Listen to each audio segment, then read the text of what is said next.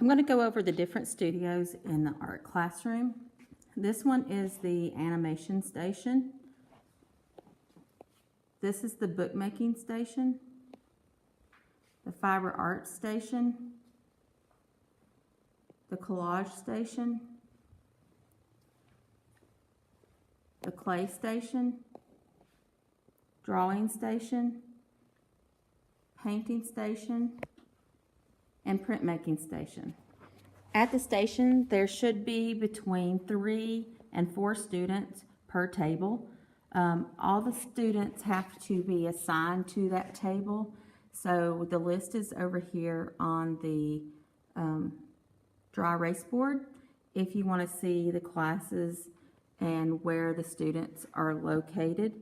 If students go to other tables that are not their assigned table, please give them a demerit. At the printmaking station, well, actually it'll be on the teacher's desk will be this bin of materials. At the end of each class, you'll collect the materials. You'll have 4 linoleum carvers. Don't release the classes until you have all 4 linoleum carvers back, because these can be considered weapons outside the classroom. You'll have linoleum blocks. You'll give 1 of these to each student. Don't give more than 1. If they mess it up, they have to make it work. You'll have printing ink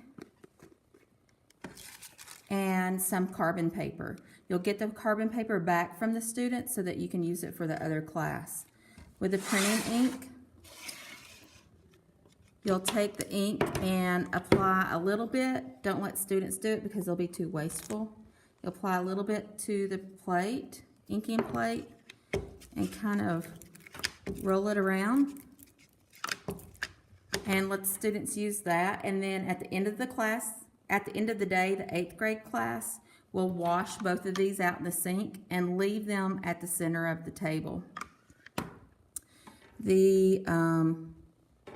At the painting stations, students will use paper that is in a green box, and they can paint whatever they want. There are a lot of tutorials online on Mr. Otter Studio that they can use. If they use the watercolor paints, they'll just get a little dot and add water to it, and then they'll wash these out and put them back in here. All the brushes after they finish will be washed out and put back in the cans. So the table needs to be set back up the way it was when they walked in. Don't dismiss the table until it's all cleaned up. Check the sink real quick and make sure there's no brushes or anything in the sink. Tell them to put those away before they leave. At the clay studio, when they finish with the clay projects, it'll go here on the cart. The clay is in the bag. I have a wire on my desk that you'll use to cut the clay into sections. Don't give the kids the wire. And then they'll use that clay to make their projects. Make sure that only the kids that are at the clay studio are working at the clay studio. If any kids throw clay or are using the clay and they're not at that studio, give them a demerit or send them to timeout. At this station's the fiber art station. You can see how everything is set up. Make sure it's set back up before that group leaves. The yarn is not to be cut up or wadded up or thrown. And the kids will make a paper weaving first. Then they can do one of these activities. I'll have videos for all of those. Or they can weave a bag. I have a video for that. Or they can make a stuffed animal and sew it. I have a video for that. If they want to sew, they have to check out a needle from you by giving you their agenda.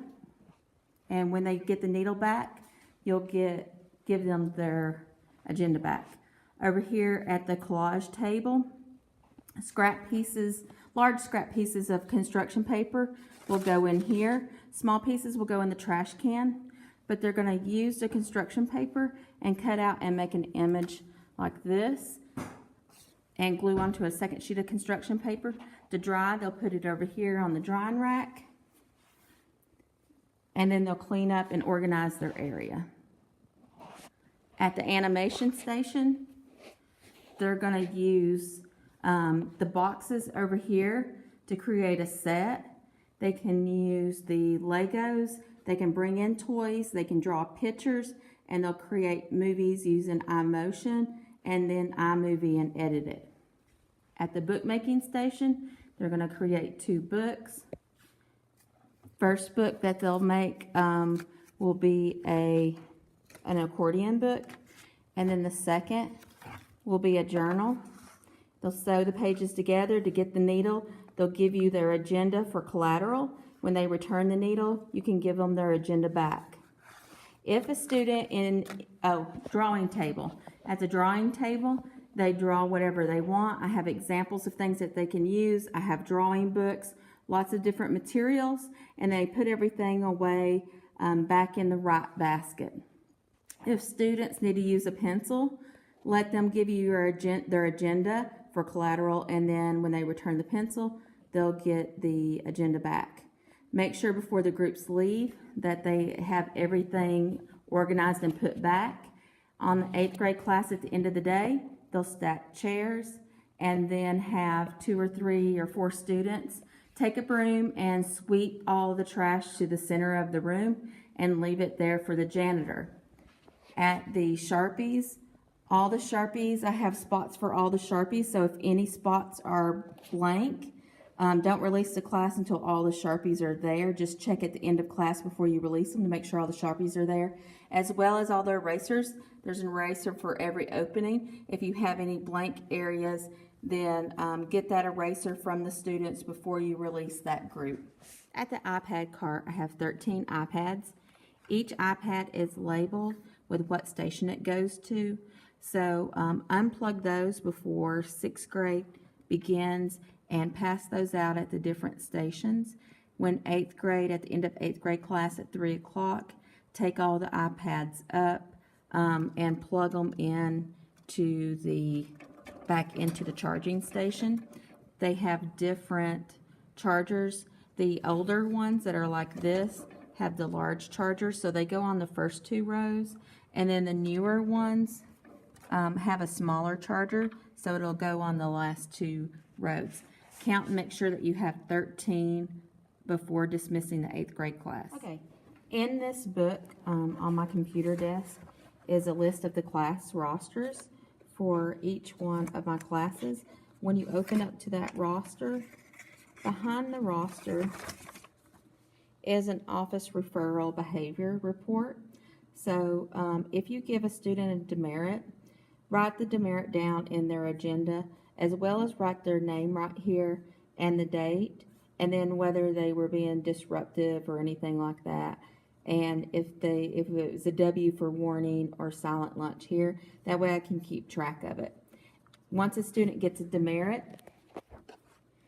they will come over to this area and sit for the rest of the class period, and they will do one of these worksheets that are in here.